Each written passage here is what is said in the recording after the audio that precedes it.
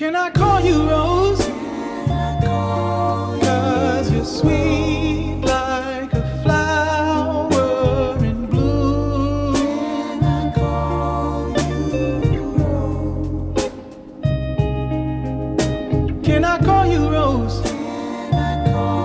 'Cause your fragrance takes over the room. Can I call you darling? Okay, Bismillahirrahmanirrahim. Assalamualaikum warahmatullahi taala wabarakatuh. Salam sejahtera dan salam Malaysia Madani. Terlebih dahulu saya lah Muhammad Rahim bin Ramli selaku pengarah Perhutanan Negeri ingin merakamkan setinggi-tinggi perhargaan lah, terutamanya kepada Universiti Malaysia Kelantan, kepada pengarah kampus Profesor Dr. Aweng yang sangat memberi kerjasama dalam kita menjalankan kolaboratifnya projek bersama dengan Jabatan Perhutanan Semenanjung Malaysia dan juga Jabatan Perhutanan Negeri lah. Kalau kita tengok pada pagi ini,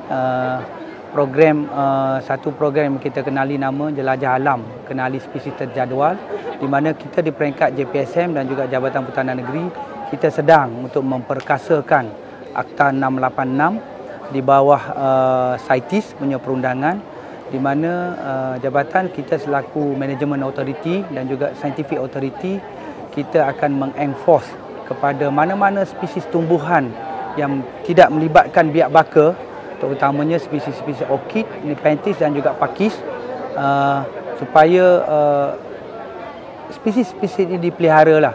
Sekiranya ada keperluan, ada pemain-pemain industri untuk nak ekspor spesies-spesies tersebut, dia ada tata cara dan juga prosedur.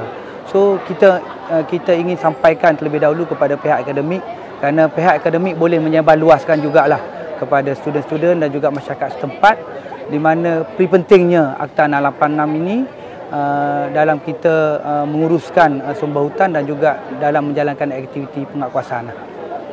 Alhamdulillah, kalau tengok daripada 2-3 hari saya dengar daripada staffing saya, daripada mula lagi acara dan juga tengok montaj tadi, sangat-sangat impresif juga. Dan saya pun kalau kira first time saya masuk sini, saya tengok surrounding area sini pun menarik dan banyak benda lagi kita boleh discover di sini.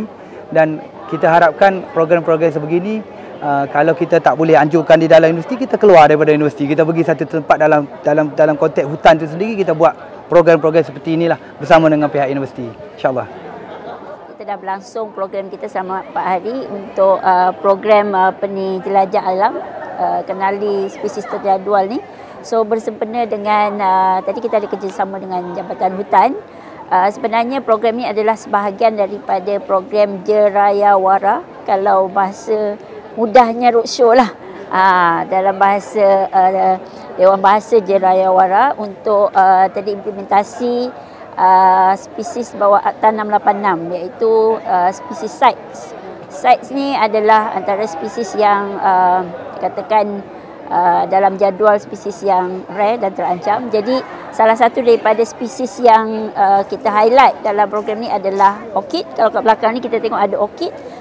Selain daripada orkid, kita ada nepenthes dan juga Cibotium. Cibotium yang mana spesies-spesies ni dia mempunyai nilai komersial yang tinggi.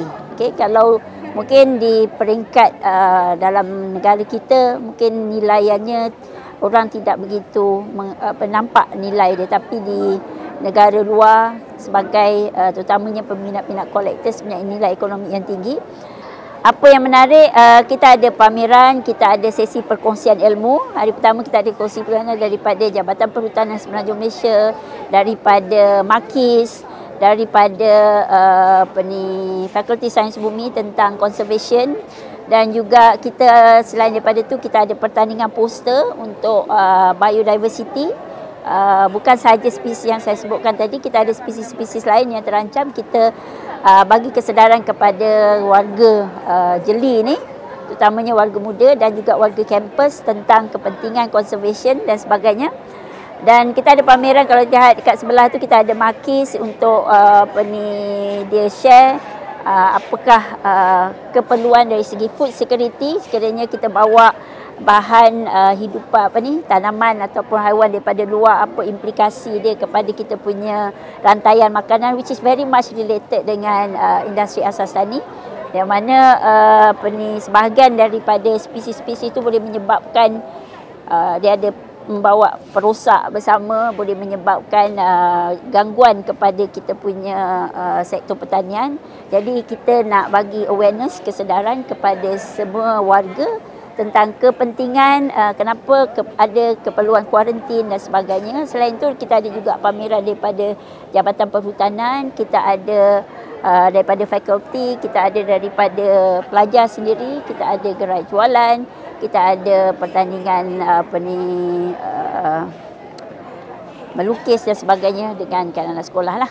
Saya mengharapkan agar kita punya generasi yang akan datang cakna tentang kepentingan penjagaan alam sekitar, pentingnya menjaga biodiversiti kita, dan juga kita juga mengharapkan agar semua pihak bekerjasama, terutamanya dari segi pelbagai agensi yang terlibat dan juga industri dan universiti, supaya kita sama-samalah melibatkan diri dalam kita punya pemeliharaan alam sekitar ni lah.